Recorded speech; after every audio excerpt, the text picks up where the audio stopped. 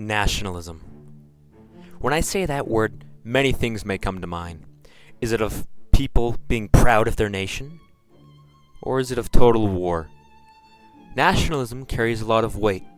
Regardless of how you initially view it, there's a deep history and meaning behind the word. You've read the title. You know my stance on nationalism already. Hello, I am the right-wing Lutheran, and within this video I want to go over how not only is it good to be nationalistic and to love your nation, but it is necessary for any long-lasting civilization. I will also be talking about the various types of nationalism, including civic nationalism, ethnic nationalism, etc., etc. Oh, I'll talk about immigration a bit as well. Nationalism. What is it specifically? Oxford Languages defines nationalism as identification with one's nation and support for its interests, especially with the exclusion or detriment of the interest of other nations.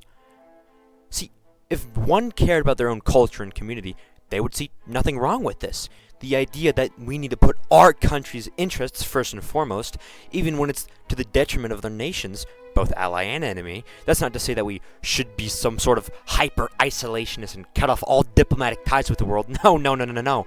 I'm just saying we can still help our allies, but it's just purely stating that we should put the interests of one's own nation over others. For almost all of history, this was never a crazy thought. Every nation looked out for itself, and you take a look at modern day, and then what the hell's going on with millions of taxpayer dollars going to foreign nations that we gain absolutely nothing from, to wars, to just wasteful spending in general. Listen to some of the appalling waste we have already identified. $22 billion from HHS to provide free housing and cars for illegal aliens. $45 million for diversity, equity, and inclusion scholarships in Burma. $40 million to improve the social and economic inclusion of sedentary migrants. Nobody knows what that is. $8 million to promote LGBTQI+ in the African nation of Lesotho, which nobody has ever heard of. To stuff like that. Like, what are we doing, bro? Of course, it's gotten somewhat better in recent years, Trump. God, do I love that guy. But we still have that issue regardless, specifically to, But we have that issue in general. Anyway, the idea of nationalism and putting one's nation's interests, first and foremost, usually means that the people who reciprocate that ideal love their country or their nation. It makes sense. They love their country so much that they don't care what goes on, to other nations, as long as it doesn't directly affect, the nation that they're in. It's something that I found very, very fascinating is that countries that tend to be heavily nationalistic, of course, the big ones make sense, right? America, Russia, China, that makes sense. That they're economically powerful, they're military powerful. Maybe not Russia, but for the most part, they're generally, powerful. But the trend I see over and over again is these tiny little countries that aren't very powerful militarily or economically. Yeah, they might have some cool history, but it's like a country like Albania, and you'll have these D1 Albania lovers, even though, most people don't even know where the hell Albania is on a map. That's not to diss on Albanians, or I guess really just the Balkans in general. It's just so interesting to me why they love their nation like this. I believe it's like this because it's the culture and the area that they grew up in, thus they love it. That's my theory on the matter. Still, I still like these dinky little nationalistic nations because you see, nationalism in modern day is an inherently right-wing ideology. Leftists hate nationalism. Everywhere I look, I see that. Look at the way these leftists devalue our nation's history and tear down Western civilization to be some sort of monster. Even though we were the ones that brought civilization to the New World, and for years and years, our own institutions, our own education system, our own government have stated, the West is evil. We're on stolen land. Oh, and my personal favorite, we need to give reparations to those who weren't even in slavery, but their great-grandpa was 200 years ago. This is just some common phrases I'm sure all of us have heard, and hell, I'm guessing you can think of 10 more if you want. Being proud of one's country is seen as bad somehow? Hell, in places like Britain, they're calling flying the English flag white supremacy. Because these flags represent the racism which they are putting out into the world. Like, bro, are we for real? You can't even fly your own flag anymore? It's way worse in Europe than it is in America, God. But this is just one example. Stuff like this is happening all over the West as the narrative gets pushed, and it definitely still is. Literally, just the other day, I played the UK propaganda game Pathways, where this right-wing goth girl tries to convince you to go to, like, a protest, and if you do go to the it's like a point-and-click, kind of story game, and if you do go to the protest, you get arrested by the English government. And also, they're dangling, like a goth girl in front of our face and being like, yeah, this is why you don't want to be right-wing, guys, right? Crazy strategy. But what I'm trying to say here is that this stuff is still going on today. The idea of loving your own country becomes more and more socially unacceptable as they call you a racist and a Nazi and everything else under the sun. Of course, because the left has been doing this for literally years now, calling someone a fascist has no meaning anymore. It has the opposite effect. People just don't care anymore what they're called. And all of this has happened because we have committed the crime of loving our own country. One of the big reasons is looked down upon in the West is because, the Nazis and fascists were nationalistics, so that means no one can ever be nationalistic again, or the Nazis are gonna come back. That's the leftist line of thinking. Something else that I think that's of note when it comes to this issue is this study right here. Basically what it did, it surveyed a bunch of people ranging from very liberal to very conservative and everything in between. What they found out was that the more conservative you are, the more likely, you value your immediate family and your closest friends. Of course, that's who you value most in life. Versus liberals, who tend to think, and value all animals on Earth, including amoeba, are more important than their immediate family or their closest friends or humanity. It's just it's baffling to me. The study shows that they value all natural things in the universe, including rocks. Literally just things that aren't even living, they value more than, their closest family members. In general, this is something you see all the time on the left. They value international beings and entities more than things that are immediately right next to them. Their family and whatnot. They value some other guy that they've never known in their whole life, who sometimes isn't even human.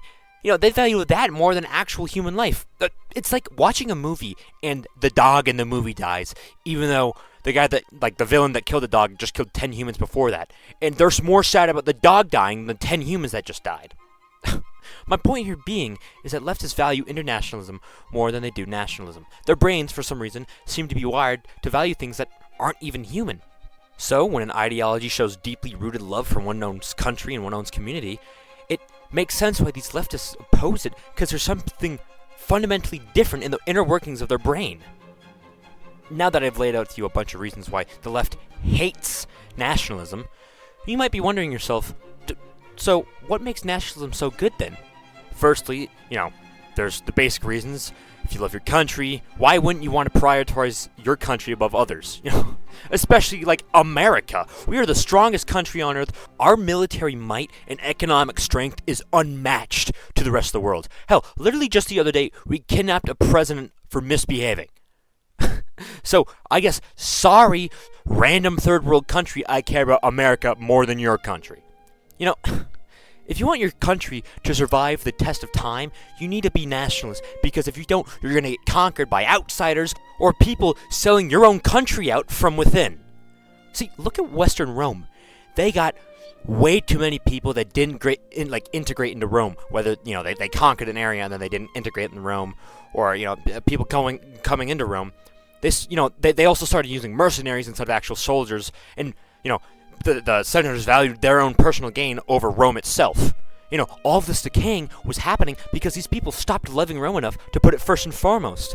The people who didn't, integrate cared more about their old homes than Rome. The mercenaries only cared about getting paid, not about Rome itself, so on and so forth. That is just one historical example that comes to my mind.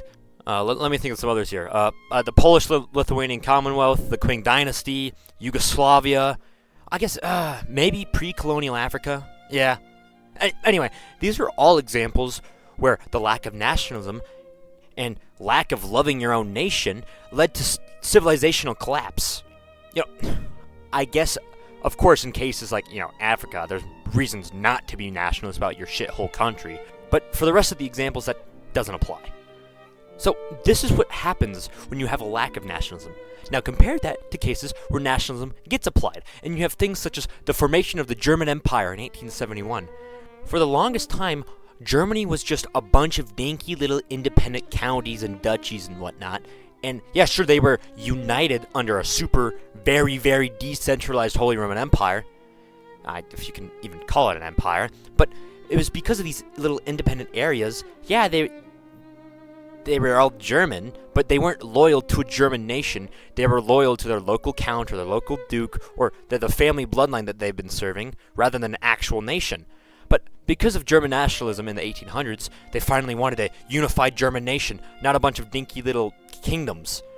And eventually we got the German Empire, which took Europe by storm and became the second most powerful nation in Europe behind Britain. It was because of this nationalism it became so powerful. This unifying force that unified all of these Germans together into a super powerful nation. Now that I've talked to you about nationalism a bit, it's a little bit of ranting, but whatever. I hope I've proven to you why nationalism is good, using history and logic. Now, I want to go into the specific types of nationalism, which ones I like, as well as some of them I don't particularly like.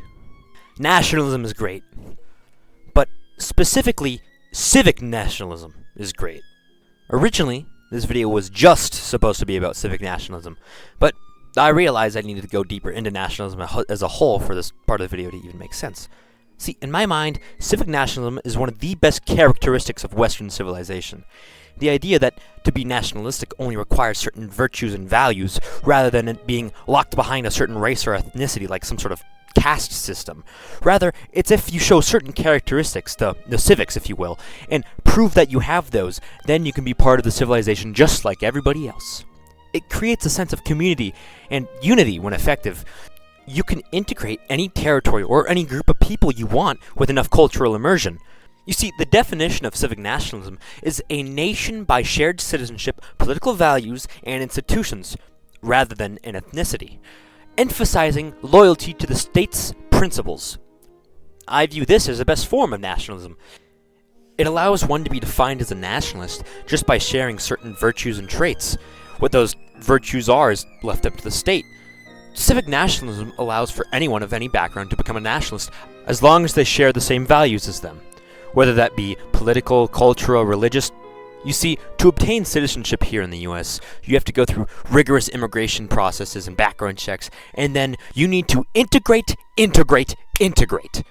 This is what civic nationalism does best.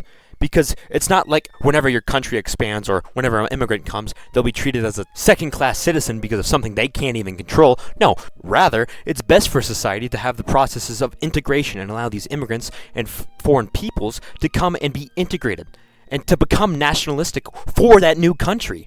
And thus, they share the same virtues and values of that nation wholeheartedly. Look at this guy. That right there is Arnold. You probably know him from Terminator.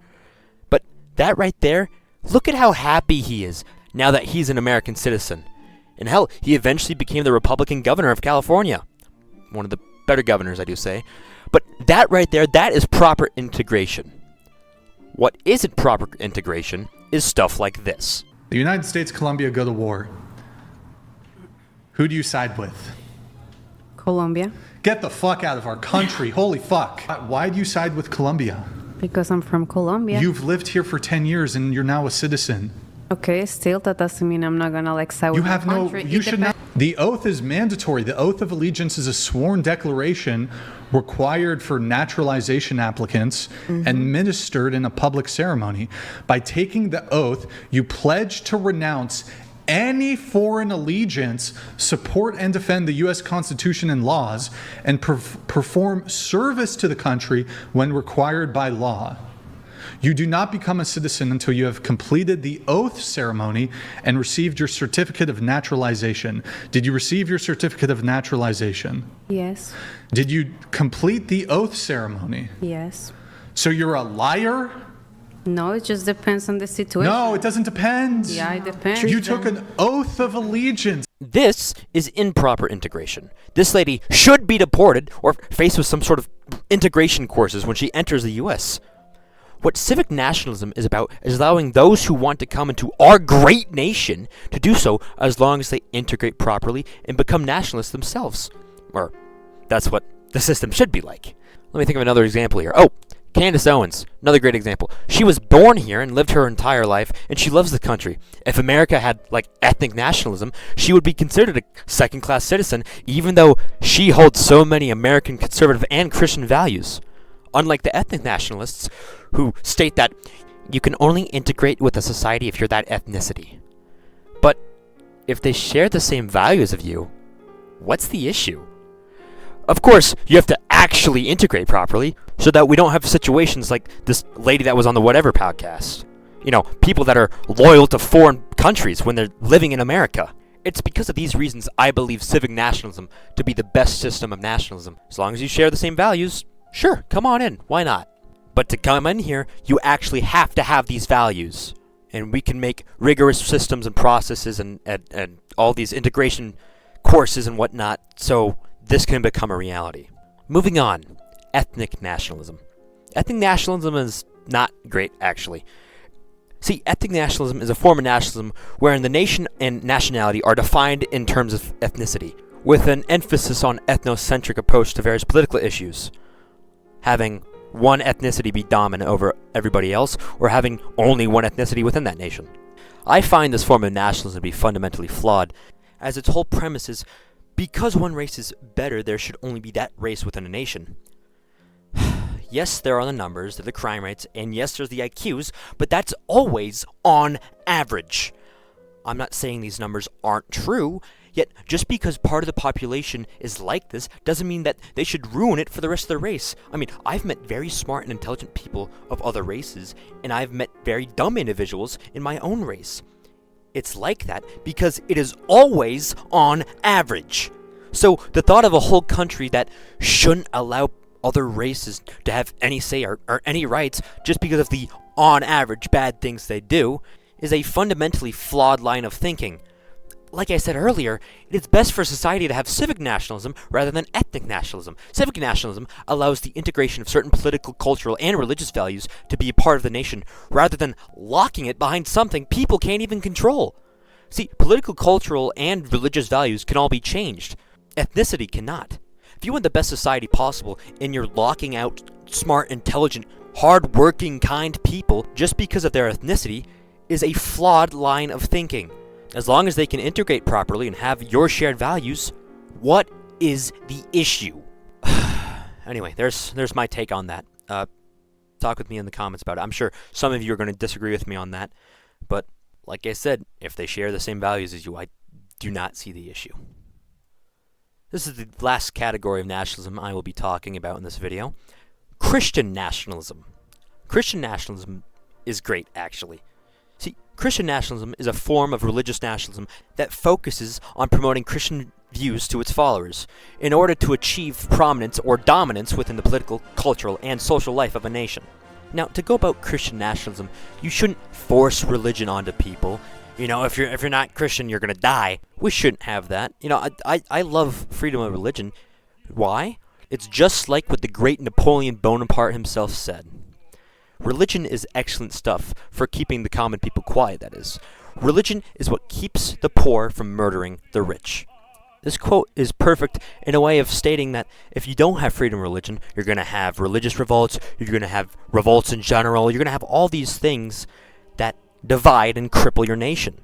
Rather, what you want to do, you want to incentivize Christianity, encourage it within a nation. You get tax benefits if you're Christian. Oh, you're socially, morally superior to everybody else if you're Christian. Yada, yada, yada. You incentivize it, you encourage it, you never force it. Because forcing it never works. We live in a secular society, yet the majority of our laws, and the majority of our Constitution even, is from a time where everybody was Christian. Everybody had these Christian moral fundamental beliefs. And if you want to get into a case about morality, I view morality as, because there is a God, he says what's good and he says what's wrong. If there wasn't a God, there'd be I guess, what makes you feel good or what makes you feel bad. Whereas with Christian morality, you have this is good, this is bad, this is what you shouldn't do, this is what you should do, and the Bible says X, Y, and Z, this is why it's good.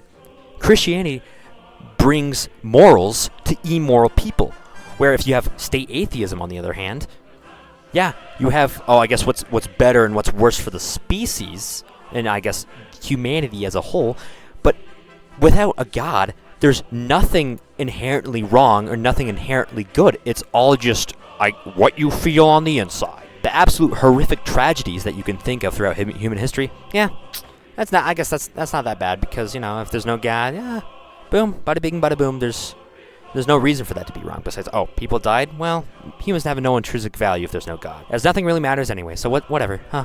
So I'm getting off topic here. That's for a different video. I view Christian nationalism as a good thing, because Christian nationalism provides a way for a secular society to have Christian beliefs. It's not necessarily a theocracy. No, it's just a country that has its laws and its culture and its values deeply rooted in religious source material. And that source material, so much order to that society. You have the laws that, murder is wrong, contracts matters, families deserve protection. Christian nationalism argues that it's better to explicitly ground these morals in Christianity rather than pretend like they just kind of came from nowhere. If a society rejects God, it does not become neutral. It simply replaces God with another ultimate authority, whether that be greed, lust, power. You replace God with the government, which is not a good thing. Christian nationalism helps maintain order, saying that all the basic talking points of marriage is a lifelong institution, sexual restraint, parental authority. It goes against stuff like the low birth rates, like the breakdown of the family, 2 dads, stuff like that. These Christian norms are good as they're preventative. That they prevent things from happening before the law actually has to go step in and fix things and intervene. God, I'm rambling. This is going off track. Let me circle back here. In conclusion, I would consider myself a nationalist, more specifically a civic and a Christian nationalist. Like I said, it's not like we'd force a state religion, rather encourage religion through the governmental process. Once again, to those fellow nationalists out there, whether it be the ones I mentioned or the more niche ones that I didn't mention, or even the ones I disagreed with, though we have some differences on specifics, we still share a very similar goal, and we shouldn't let our specifics divide us to the point of no return and have the left win. That would be the worst outcome. Thank you so much for watching. Please subscribe. This was a interesting video. I had it super scripted. I knew what I was doing in the beginning, and towards the end, I was rambling. But anyway, thank you for watching.